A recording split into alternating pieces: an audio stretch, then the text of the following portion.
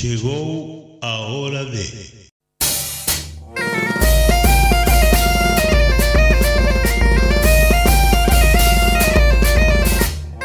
ABC, órgano de difusión de la Asociación Benéfica y Cultural del Partido de Corcubión.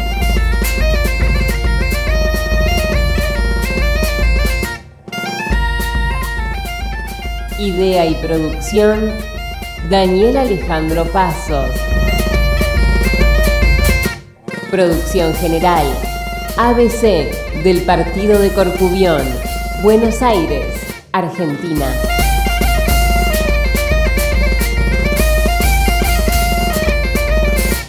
Hola, hola, ¿cómo les va? ¿Cómo andan?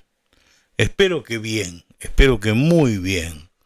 Bueno, otro fin de semana más, aquí en Radio ABC, y hoy con un personaje desde Galicia para disfrute de todos nosotros. Ustedes saben que de vez en cuando me gusta hablar con gente del teatro porque es gente que sabe mucho. Y esta específicamente es una persona extraordinaria porque es uno de los directores, de los compositores, narradores, actores más importantes que tiene Galicia actualmente. Sí, de hecho fue durante unos varias cantidad de años presidente de la Asociación de Actores, Compositores de Teatro y demás. Su nombre es Cándido Pasó, muy conocido, y actualmente está haciendo una reedición de ese famoso cuento de José Neira Vilas, Memorias de un neno labrego.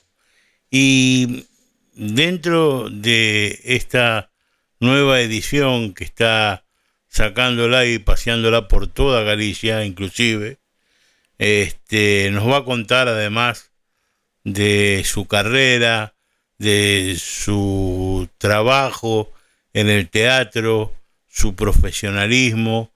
Además, él no solamente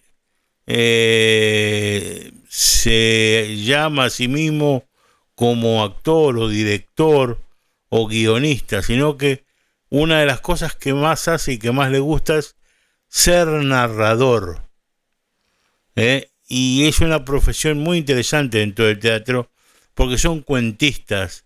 Quién sabe por él algún cuento corto o algún cuento largo, pero en definitiva el narrador tiene un trabajo muy específico porque hay que mantener la atención del público, darle y que el público entre dentro de lo que es ese mundo y concentrarse y comerse la película que te está narrando.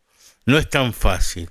Así que la verdad que bueno, una conversación maravillosa con Cándido Pasó, este vigués que ya tiene un montón de años trabajando en teatro y que es uno de los, lo vuelvo a repetir, uno de los mejores, si no el mejor de Galicia. Si uno lo pone en Google, si usted pone en Google Cándido Pasó, PZO con acento, y sale entre los 5 mejores, o sea, sale al lado de un Daniel Rodríguez Castelao, al lado de los mejores.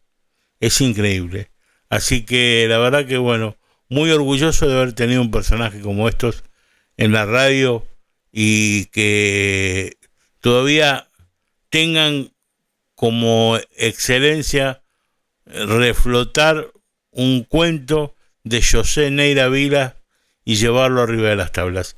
Es algo maravilloso, algo único. Bueno, los dejo con la nota. Por supuesto, todo esto acompañado con la mejor música de Galicia, ¿no? Así que bueno, nos vemos al final. ¿Qué les parece? Un beso grande.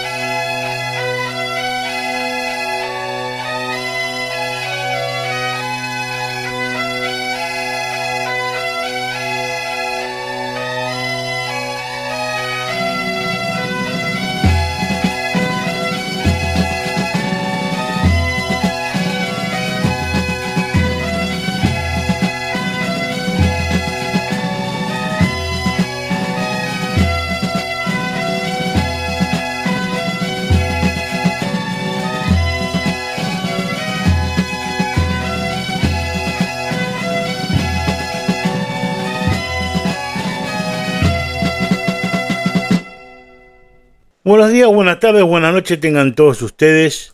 Un programa más, como siempre digo, de Radio ABC.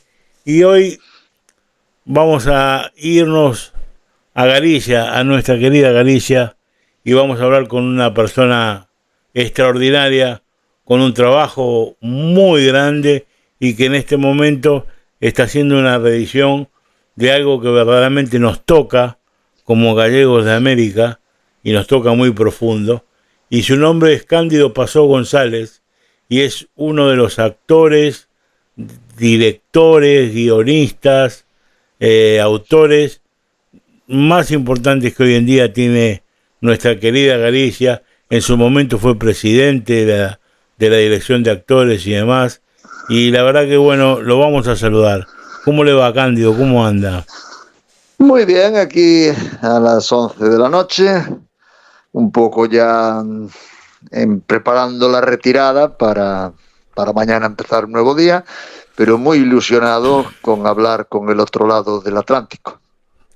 La verdad que estamos nosotros también muy ilusionados y le queremos agradecer desde ya el horario y la posibilidad de poder hablar, ¿no es cierto?, con un vigués que se ha dedicado pura y exclusivamente casi a la muestra teatral de nuestra tierra, algo tan importante, ¿no? Desde el punto de vista que casualmente el propio Castelao hasta se dedicó a hacer teatros y con máscaras y todo, ¿no? Desde ahí tendríamos que empezar a hablar por ahí, quién sabe. Bueno, digamos que Castelao fue una persona que cultivó el teatro en una época, en gallego, en una época en la que era un pionero, junto con Dieste, o junto con Cunqueiro, que escribió alguna obra de teatro, con Varela Puxán, que escribió y representó básicamente en Argentina, en fin, forma parte de lo que podríamos denominar efectivamente los antecedentes, los pioneros del moderno teatro gallego. Sí, que si venimos mucho más atrás, por supuesto que hay autores de mucho renombre y que siempre se han destacado en Galicia bajo todo punto de vista. En eso es innegable. Y una de las cosas que me gustaría que le cuente usted a la gente un poco es cómo fue su trabajo desde aquella época que en 1975 se le dio por entrar en la actuación ahí en la provincia de Pontevedra. Bueno, yo soy una persona que nació en una zona rural perteneciente al concello de Vigo, concretamente San Paio de Navia, y hoy ya no es tan rural, evidentemente, pero en los años 60 sí lo era. Teníamos en casa, pues yo qué sé, gallinas, cerdos, ovejas y campos y todo esto. Y estábamos en la última etapa del franquismo. Franco estaba muriéndose, se murió finalmente en el año 75, y había como una ansia inmensa de juntarse, de hacer cosas colectivamente, de hacer cosas creativas, cada uno en aquello en lo que más o menos pudiese aportar algo. Pues yo, si hubiese tenido pericia, que no la tenía, para la música, a lo mejor me hubiera hecho músico. Pero, en fin, coincidió que en mi parroquia en el sentido que lo utilizamos los gallegos, no tiene que ver con lo eclesiástico, parroquia civil, había un grupo de teatro, lo que decimos en Galicia amador, aficionado. Me invitaron a entrar, yo tenía 15 años, aquello me gustó, no sabía si era mi vocación o no, pero bueno, hoy en día tengo 65 y aquí sigo, por lo cual algo de vocación sí que tendría. Hacíamos teatro donde podíamos, en un palco de música, en asociaciones de vecinos que estaban naciendo, al aire libre, gimnasios, y ya después, con el tiempo, fuimos conquistando teatro en gallego, evidentemente, fuimos conquistando espacios regulares, teatros y auditorios que en principio no es que estuviesen vetados, pero no tenían la costumbre de programar teatro en gallego. Y en su carrera, ¿cuántos autores cree usted que pudo llegar a poder trabajar con ellos? ¿O normalmente trabaja con su propia Pues a ver, impronta. no sería capaz ahora de hacer así los cuentos, déjame pensar. No tantos, bueno, ya son tantos años de profesión que aún son unos cuantos, pero no tantos, porque ya hace tiempo que trabajo mucho con mis textos o en todo caso con adaptaciones, con versiones, pues que puedo hacer de Martin McDonagh, que es un autor irlandés, que puedo hacer, yo que sé, de autores que en principio no son autores teatrales, como es el caso de Xosé Neira Vilas, o yo que sé, eh, Carlos Casares con A Galiña Verde, en fin, que ya de unos años para acá, o yo que sé, incluso alguna adaptación de Albert Camus, La Peste, en fin, otras adaptaciones a partir de una novela, por ejemplo, de Emilia Pardo Bazán, que hicimos Las cigarreras. Ya hace tiempo que no trabajo mucho con autores puros teatrales, o son textos míos o son adaptaciones de obras que no son necesariamente teatrales, Ujú, pueden ser obras narrativas. ujú. Igual contemos a la gente que usted fue guionista de la televisión de Galicia durante un montón de tiempo, ¿no?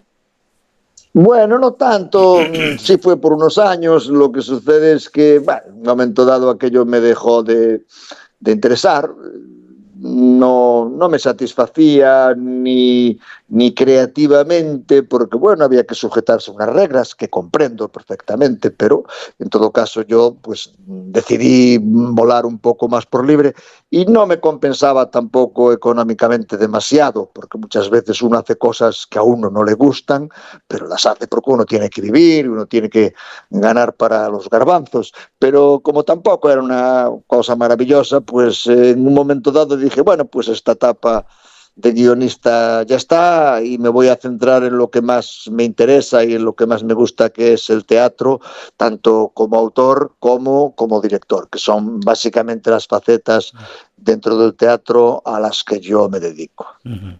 Yo sé que en este momento, y ya lo viene haciendo desde hace bastante tiempo, calculo que debe ser porque le debe gustar, está haciendo una versión sobre el libro de José Neira Vilas, Memorias de un neno labrego, sí. Memorias de un neno labrego.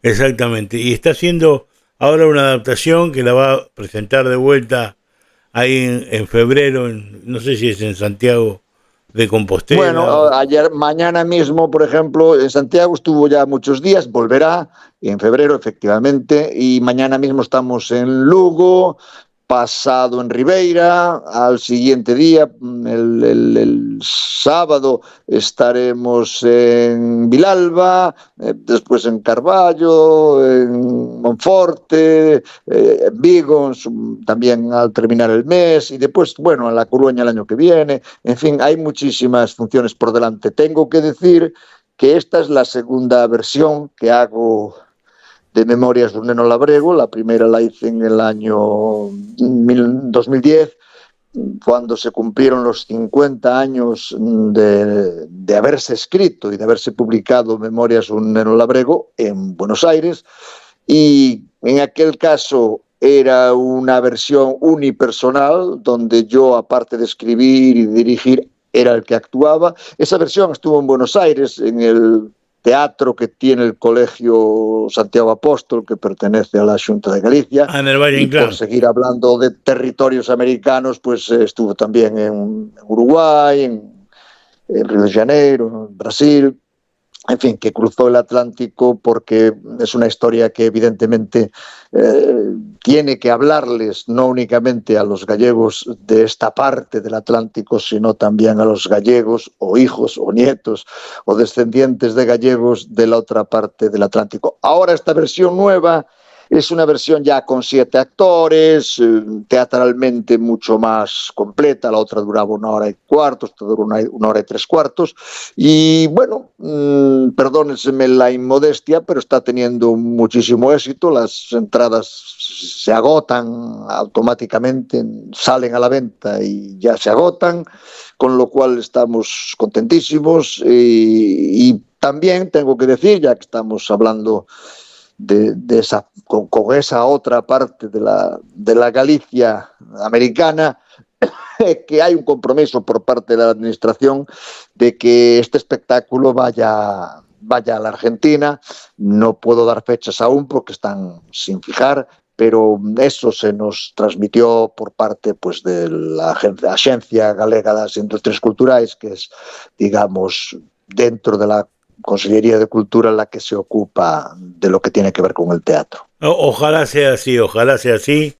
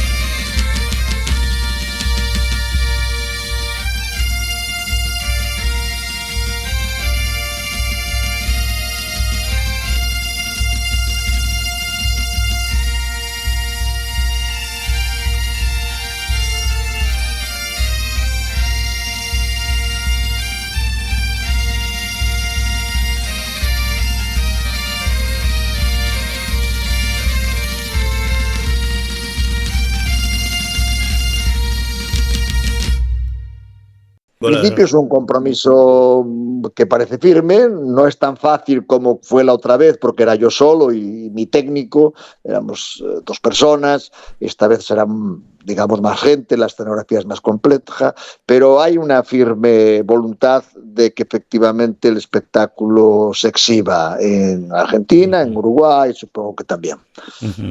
Bueno, haber nacido donde nació, me imagino que un poco de Balbino tendrá.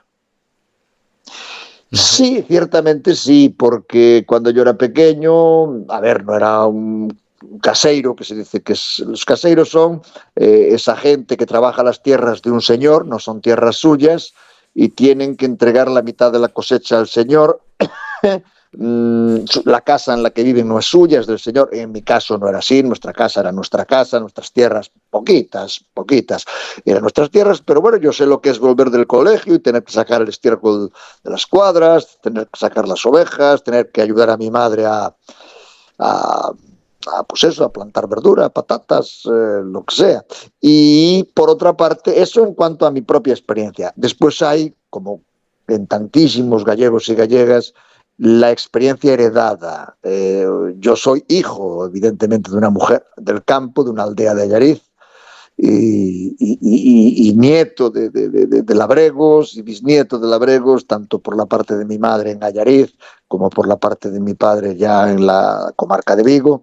Y esa herencia está ahí. Somos, yo creo, en gran medida como portadores de eso, de una herencia genética que nos une a la tierra. Aunque nosotros no hayamos vivido en ella, no la hayamos cultivado, no la hayamos sufrido, se nos transmite de generación en generación en forma de memoria. ¿Y cómo trasladó, digo, no, mentalmente, aquel Balbino de Neira Vilas, que está basado en esa Galicia pobre, que diría que más que pobre, porque de comer nunca le faltó, porque siempre estuvo un anaco de tierra donde poder plantar alguna versa o de vez en cuando matar alguna galiña o algo por el estilo. Pero sí había otra clase de pobreza, que también era muy, muy difícil, y en parte fue la pobreza cultural. Entonces, ¿cómo se traslada ese Balbino de Neira Vilas de aquellas épocas al siglo XXI? Bueno, primero tengo que decir que en Galicia se pasó hambre real, física. Mi madre, una mujer que ya falleció con 94 años, hablaba siempre del año 41 como ano da fame. O ano da fame, y no era una cuestión de no poder comer lo que tú querías, no, era que no había para comer. La gente realmente en aquella época pasó hambre. Venían la ropa, por ejemplo, venía de Buenos Aires en fardos, la mandaban para que la gente se pudiera vestir. Había un dicho que decía mi madre, que lo metimos en esta adaptación de Memorias. Mi madre decía siempre, cuando la Argentina empezó a tener sus problemas económicos, ella no lo podía creer, porque para ella Argentina era un sinónimo de riqueza, donde iban los gallegos pues a buscar, a ganar la vida. Y decía: Buenos Aires, tierra de mucho dinero, no se llama Buenos Aires, se llama Jardín del Cielo.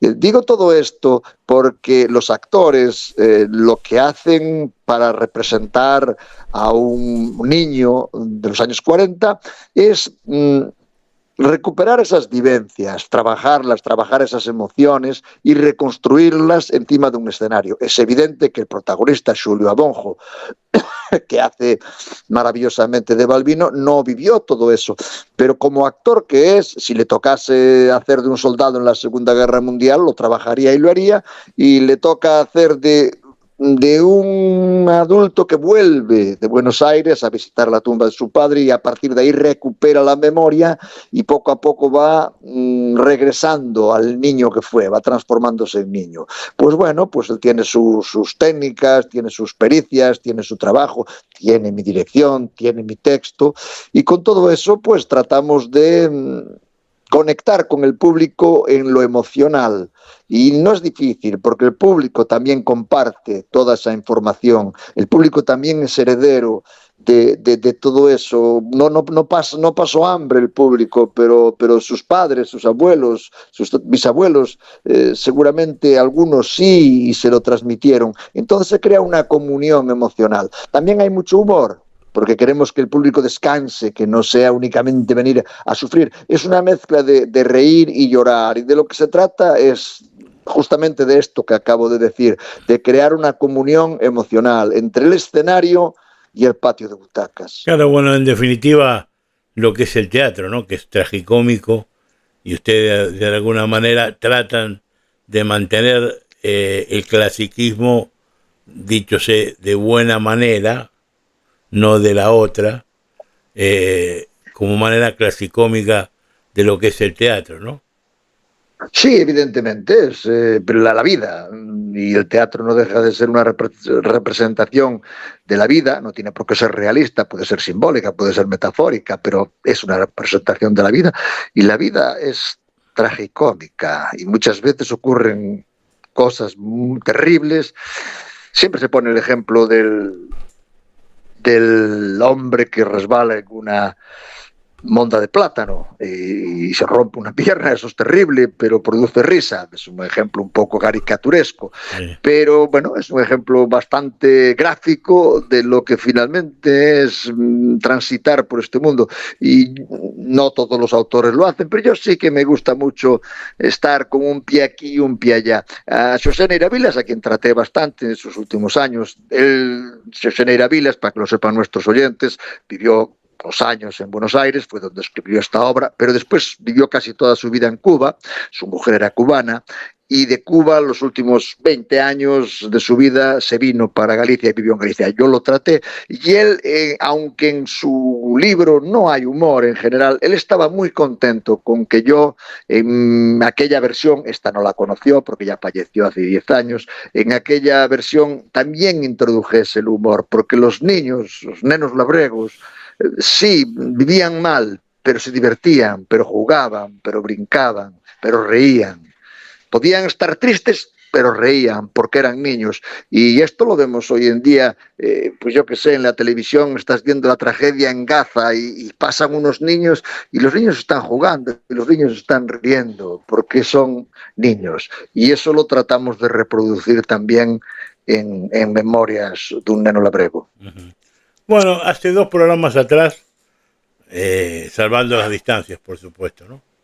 Estuve haciéndole una nota al director del Melga, que es el Museo Etnolúdico de Galicia, que está ahí en Ponteceso, una persona extraordinaria, y casualmente una de las cosas que siempre contaba él era que, bueno, que a tal punto, o sea, por no sé si por la pobreza o lo que fuera, o sea, el juguete directamente se lo hacía el propio niño, y en definitiva se divertía el propio niño.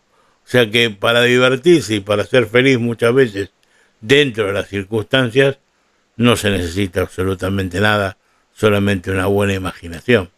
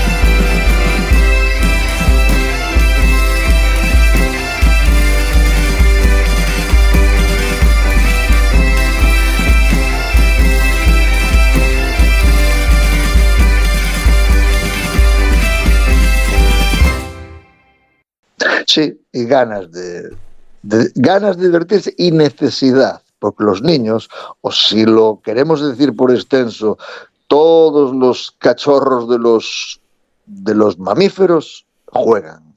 Y bueno, el niño no deja de ser un pequeño mamífero, permítaseme un poquito este juego de conceptos. No, por supuesto, por supuesto.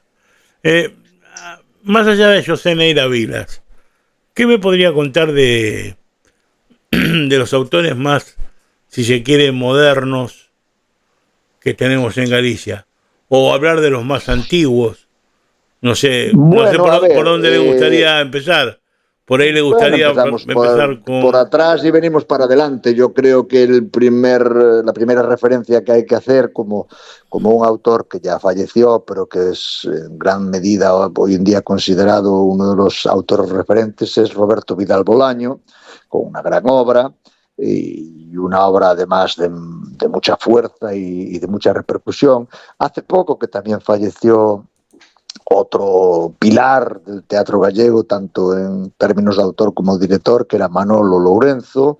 Son gente que siempre hay que nombrar, o gente como Eloxio Ruibal. Y después ya, si venimos a gente más joven, pues tendríamos a Roberto Salgueiro como autor, tendríamos a Raúl Dans, ahora ya más recientemente a Santiago Cortegoso, Esther Carrodeguas, que está triunfando ahora con una obra que se titula Iribarne, está triunfando por toda España, en una manera de escribir ya muy contemporánea, muy experimental. Tenemos a Clara Gallo. En fin, que hay todo como una panoplia de edades y de generaciones, gente que ya no está con nosotros, gente que ya tiene su edad, como es mi caso, que tengo 65 y que por tanto ya soy un clásico vivo, pero un clásico, y gente joven que está llegando y más joven aún que empieza a hacer sus primeros pinitos, pero que se encuentra hoy en día un panorama teatral suficientemente maduro. Siempre se puede mejorar, siempre hay cosas que arreglar, pero suficientemente maduro donde poder estrenar sus textos, sus espectáculos. Estamos, yo creo que en un panorama esperanzador. Siempre hay que estar atentos, siempre se puede dar un paso atrás, y siempre hay cosas que arreglar y problemas estructurales a los que poner atención, pero a mí no me gusta instalarme en la queja absoluta y constante, y me gusta decir que sí, que estamos en un momento realmente esperanzador, donde nos movemos como en un día nublado, que a veces sale el sol y a veces se nubla, pero si esperas un poquito vuelve a salir el sol. Y si llueve, pues esperamos un poquito y escampa. Bueno, estos días no escampa, que llevamos 3 meses lloviendo, pero sí, es otro tema. La verdad que es preocupante. Cuando hablamos así un poco de lo que es tragicómico, ahí tiene algo más que tragicómico. O sea, verdaderamente, porque Galicia especialmente parece mentira, parece que no parará nunca. Sí, bueno, estamos acostumbrados, pero hay años, como fue el 2000, que llovieron prácticamente 6 meses seguidos, sin parar un solo día, y estábamos todos ya a punto de un suicidio colectivo. Y sí, últimamente, de esto se habla, para que nuestros oyentes sepan que lo relacionamos todo. Se habla, evidentemente, en Memorias de un neno labrego, de los largos inviernos. Hoy en día no tiene importancia, yo estoy en mi casa, tengo calefacción, estoy cómodo, están aquí mis perros, aquí tumbados y ahí medio acompañándome, está todo seco, mi casa pues es una buena casa, aislada, bien, pero en los tiempos de los años 40, un neno labrego en aquellos campos, aquella humedad, tenían que ir al campo a trabajar igual, tenían que apañar, como se dice en gallego, herba para los animales, para o gando, y aquellas mojaduras continuas y aquel frío. El frío no era, ay, qué frío hace, me quedo en la cama, no, había que moverse igual,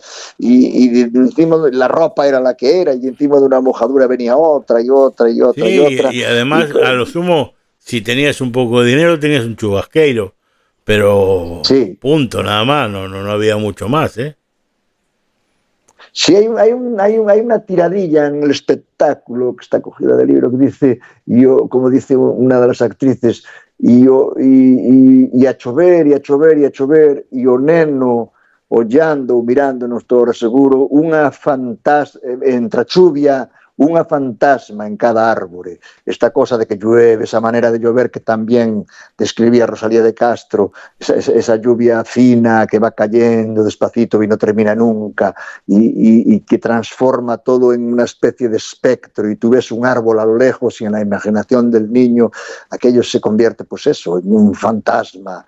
Y lo describe muy bien Neira Vilas, y nos sitúa muy bien Neira Vilas en esas vicisitudes. Yo mismo, que tuve una infancia que no tiene nada que ver con la del Neno Labrego, pero sí que recuerdo que íbamos andando al colegio y te mojabas y estabas mojado en las 4 horas que duraba, las 3, ¿no? De 9 a 12, 3 de la mañana a la escuela, y venías y eso era ya realmente duro, pero en aquellos tiempos las nevadas también que había en Vigo no nevaba, pero sí en las montañas y en la tierra de mi madre, y hoy en día también nieva, y bueno, precaución, cuidado, incluso juegas con la nieve, pero todo eso en los tiempos que describe este libro, Memorias de un Neno Labrego, era ciertamente trágico y no daba realmente para divertirse. Sí, yo que conocí a los viejos que eran de los Ancares, le puedo dar fe de eso.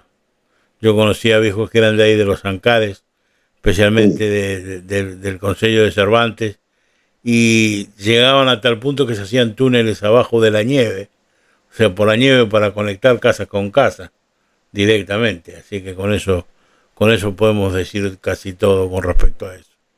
Pero, a ver, seguramente, miren, yo verdaderamente lo quiero destacar, Cándido.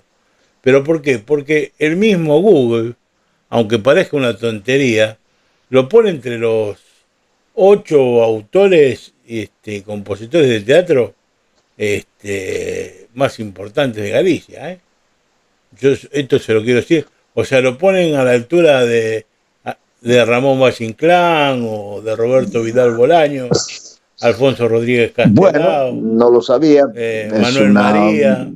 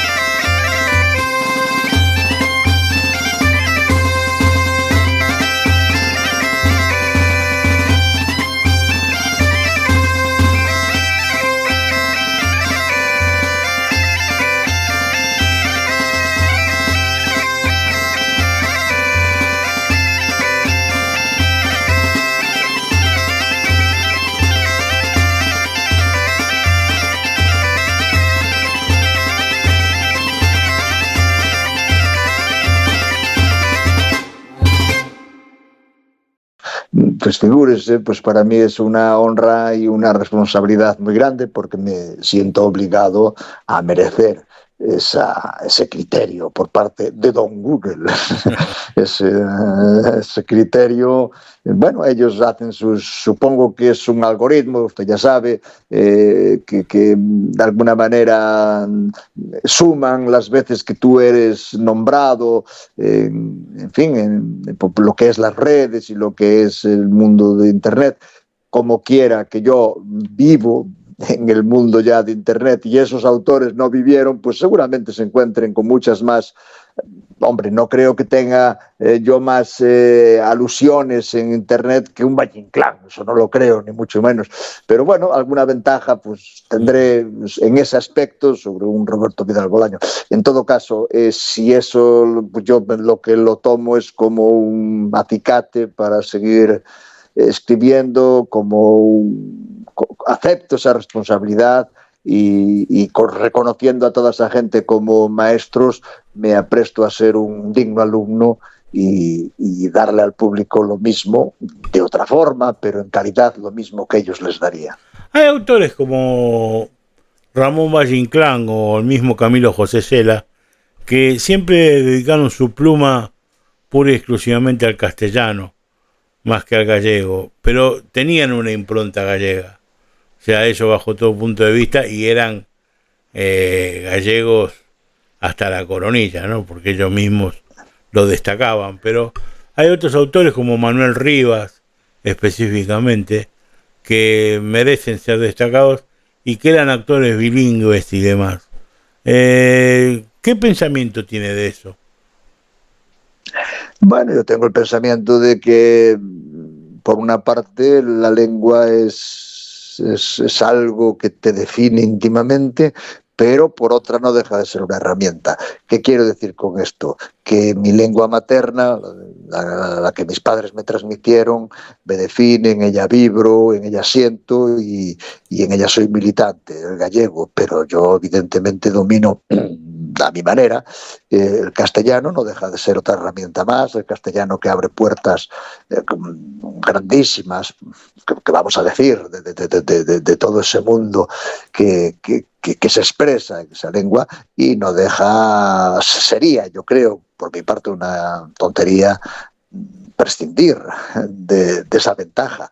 Y entonces yo combino las dos cosas. Evidentemente en Galicia trabajo siempre en gallego, pero mi compañía Contraproducción sale a trabajar por toda España y a Latinoamérica. Yo mismo, que me dedico también a la narración oral, contar cuentos, pues voy mucho a Colombia, pongamos por caso, o a Venezuela, Chile, Argentina, Uruguay, y ahí, aunque haga incursiones en el gallego, así como si fuese ilustrativamente, la lengua principal vehicular es el castellano. En mi caso también tengo un cierto dominio del portugués, por el gallego, pero también por circunstancias, digamos, biográficas.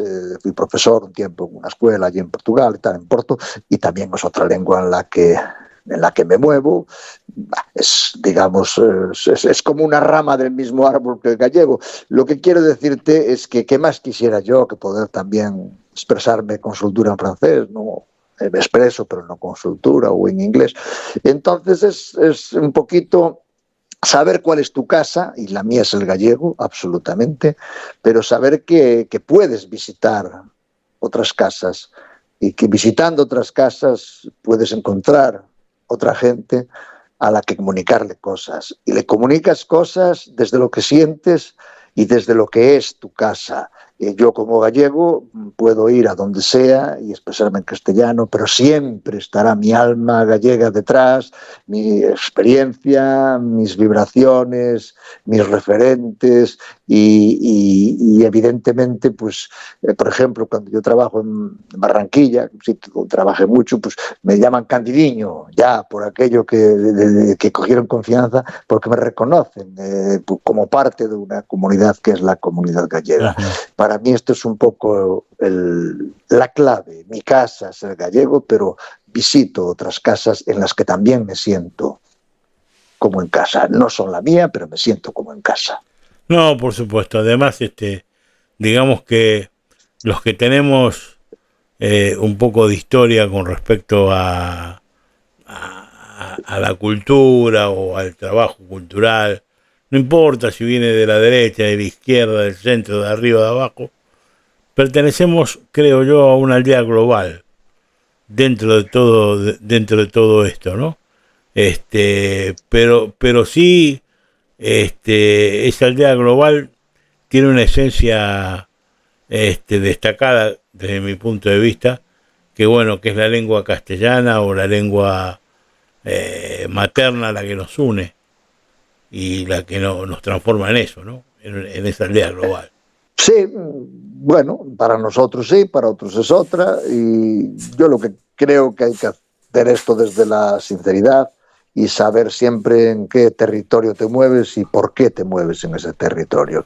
Y entonces yo siempre, digamos, desde el corazón me expreso en gallego y desde mi boca pues lo traduzco automáticamente a una lengua que domino, evidentemente, como es el castellano. Seguramente.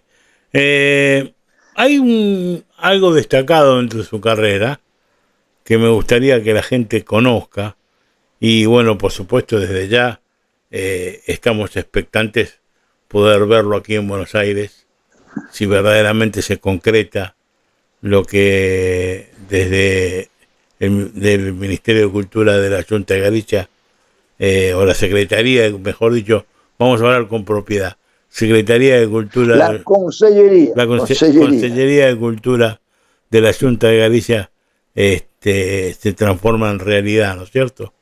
Entonces, sí. Que usted dice que es narrador, que es cuentista, y la verdad que me gustaría que me ahonde un poquitito más en eso. ¿Qué es lo que verdaderamente trabaja al ser cuentista narrador? Bueno, es otra faceta de la comunicación escénica. Se puede hacer pues utilizando muchos recursos como es el teatro o simplemente con la palabra como principal herramienta. Eso es la narración oral, cada uno en su estilo. Yo tengo un estilo en el cual bebo mucho de lo tradicional, pero también de lo cotidiano. Es como si cuando estoy en un escenario, digo escenario, no tiene por qué ser un escenario de un teatro, puede ser en un bar, puede ser en una plaza, puede ser en un aula, puede ser, en fin, en cualquier sitio donde tenga un público. Es como si en cierto modo estuviese o en una taberna donde se contaban aquellas cosas, o en una lareira. La lareira pues es eso, el fuego, ¿no? El fuego, la noche, en la casa donde se contaban historias, y en cierto modo es como tener un pie en esa tradición, pero desde lo actual, comunicando con un público de hoy en día, y bueno, bebo también en cierto modo de la literatura, pero muy transformada, de la cotidianidad, ya dije, de las anécdotas que uno va viviendo o que a uno le transmiten. Mi estilo no es de cuento a cuento, sino que es un estilo donde yo totalizo en una gran charla de 1 hora y pico, pues todo ese material que voy engarzando como quien se sube a un árbol y va saltando de rama en rama, de rama en rama, de rama en rama. Bueno, alguna gente de la que me está escuchando supongo que tendría la ocasión de comprobar esto cuando fuimos, yo creo que en el 2014, no estoy ahora muy seguro, 13, a Buenos Aires, a la Feria del Libro. Yo hice ahí una función de narración oral, contecuentos, en la feria, primero en la feria, después fui a una asociación a contar cuentos a partir de la literatura y de las historias de Cunqueiro, y bueno, pues pudieron comprobar que efectivamente pues mi estilo es un poco como una larga charla, como si siempre tiene algo evidentemente de escénico, pero es como si estableciese con el público una larga charla. Y yo a mis alumnos, cuando doy clases de esto, incluido alguna persona de ahí de Buenos Aires, porque en tiempos yo di algunas clases en las que venía gente de Buenos Aires, había gente que venía a aprender aspectos relacionados con la gaita, otros venían con el baile y otros venían con lo de contar historias. Lo que les digo siempre es que hay que decir las cosas.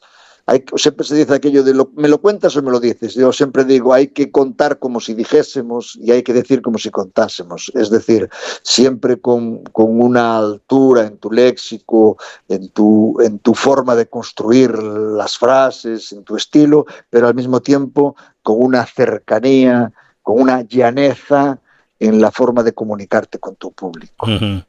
Me imagino que para todo esto verdaderamente hay que saber mucho de castellano, trabajar muy bien las palabras, como dice usted, y de alguna manera saber la esencia de qué palabra colocar en el momento determinado, como para que la persona que está del otro lado, que está en la platea,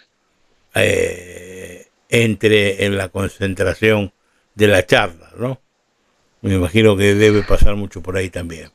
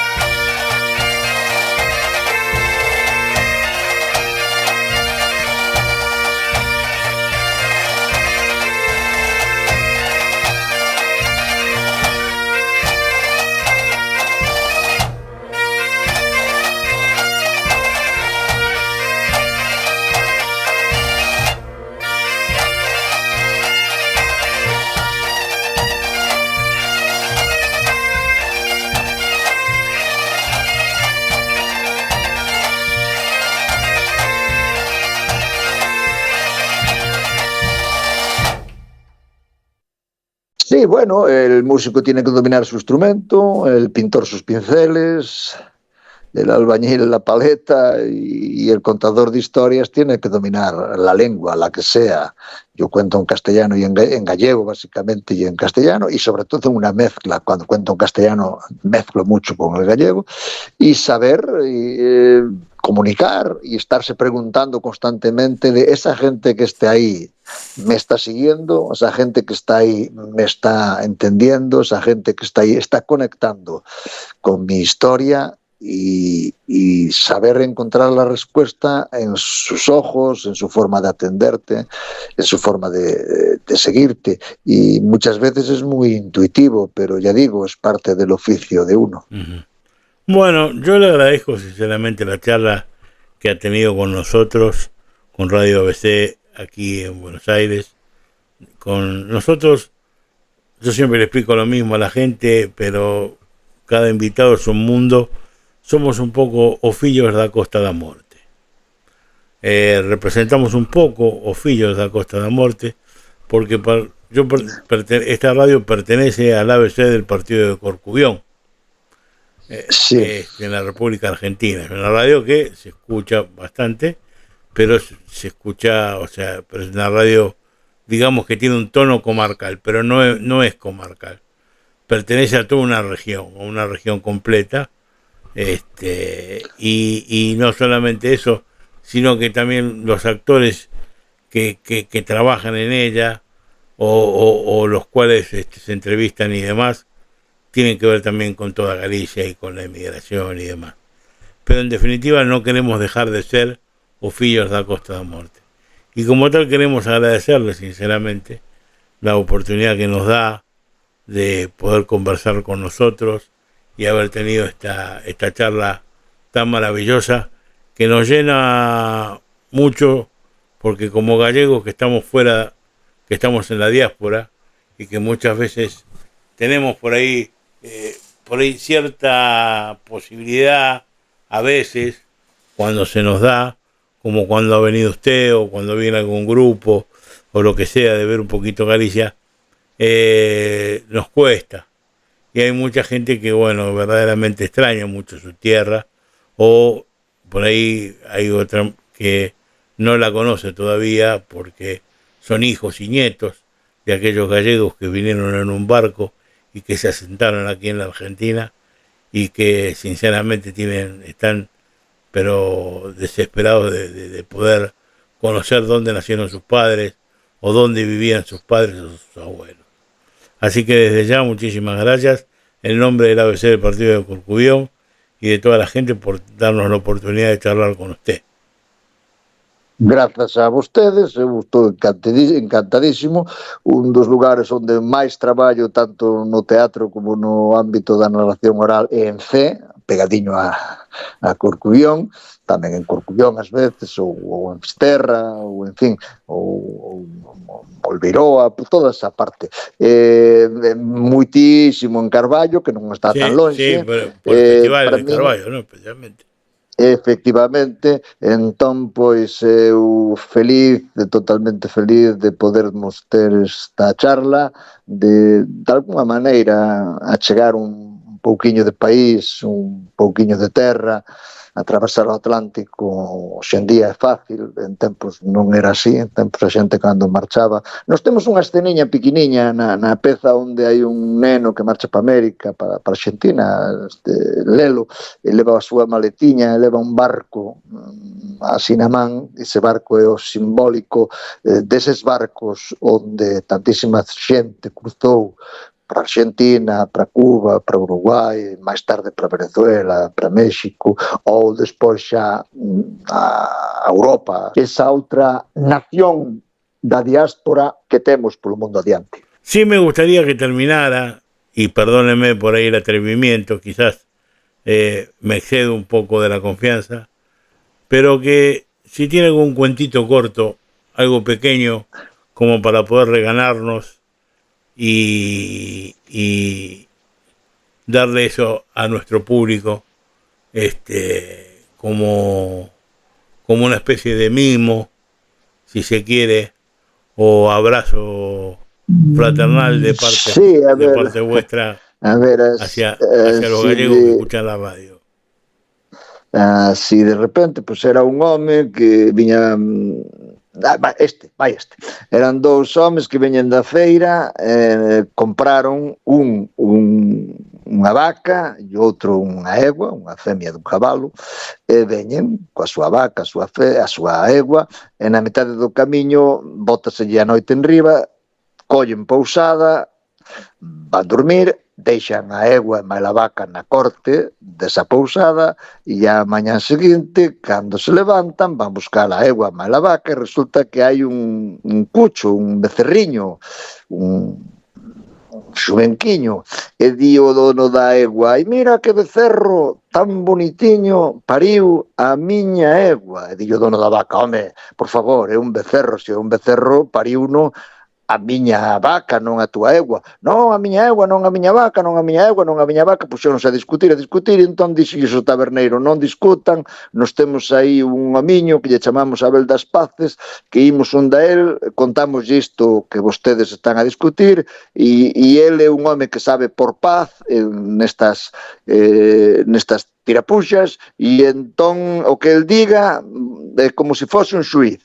Entón van un da el, contanlle o que sucede, e o home este, Abel das Pazes, ponse a berrar, enfadadísimo, e dille entón o pousadeiro, pero home, Abel, ti és un home moi tranquilo, moi pacífico, porque berras tanto? Digo, berro porque me vindes con unhas cousas que eu estou absolutamente enfadado, pero por que estás tan enfadado? E di el, estou moi enfadado porque eu teño aí un campo de trigo a beira do río, e esta mañán fun segar o trigo, e resulta que cando cheguei, todas as troitas do río botáronse do río para fora e comeron o trigo todo, non me deixaron un pé de trigo, comeron o todo. E di o dono da egua, ala, esa sí que foi boa, desde cando as troitas comen trigo? E dille Abel das Pazes, bueno, desde que as eguas pairen becerriños, desde ese momento. Bueno, muchas gracias, Cándido, y por supuesto, gracias a vos. Hasta la próxima, ¿sí? Vale, un abraciño, un abrazo fuerte. Chao, chao.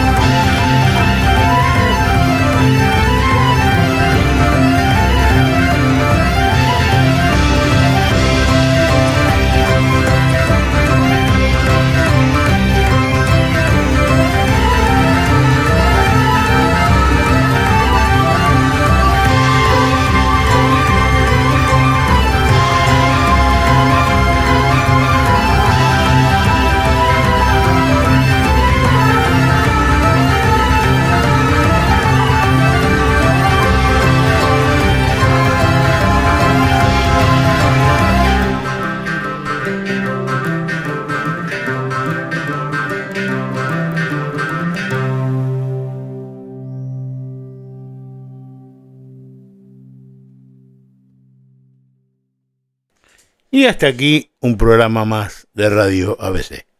Como siempre queremos agradecerles a todos ustedes que están del otro lado y que escuchan el programa y que nos ponen me gusta. No se olviden de poner los me gustas ahí en YouTube, en inscribirse.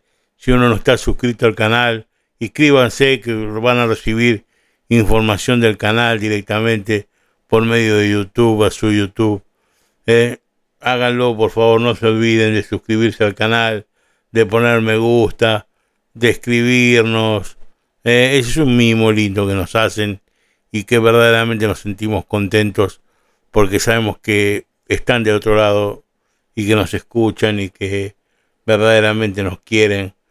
Como siempre, por ejemplo, Carmen Cambeiro, que siempre de alguna manera, si no es por medio de los mensajes de WhatsApp donde mando los programas, es por el programa mismo, siempre nos manda un saludo, nos dice que les gusta mucho, que muy agradecida, lo mismo que Oscar Quiroga también, Eduardo Sisto, que permanentemente nos escucha. El otro día preguntó también por nosotros José María Vilarén, el presidente del Centro Galicia, que también nos escucha, es un fan de la radio y que estamos muy orgullosos de eso. Y bueno, todos y cada uno. Serafín Santos desde allá, desde el sur, de nuestro sur argentino, que nos escucha también. Ese es otro socio del Corcubión, pero que vive en Bariloche. Un tipazo, un tipo macanudo. Y bueno, como ellos, montones de gente que muchas veces nos escriben y nos agradecen. Esta chica Penabad, que vive ahí en Costa Rica, que nos escucha también y que recibe el programa, que fue la presidenta, no sé si sigue siendo todavía la presidenta de la Casa de Costa Rica, la Casa de Galicia de Costa Rica. Y como todos y cada uno que escuchan el programa y que verdaderamente lo siguen y qué contentos que nos hace que esta gente que nos escuchen y que estén interesados por estas entrevistas. Bueno, listo por hoy. Un beso grande, hasta la semana que viene, si Dios quiere, con otra emisión de Radio ABC del partido de Corcubión.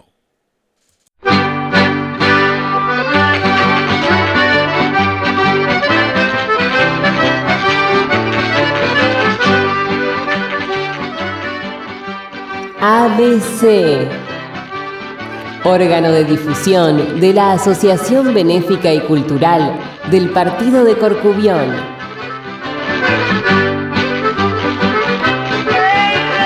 Idea y producción, Daniel Alejandro Pasos.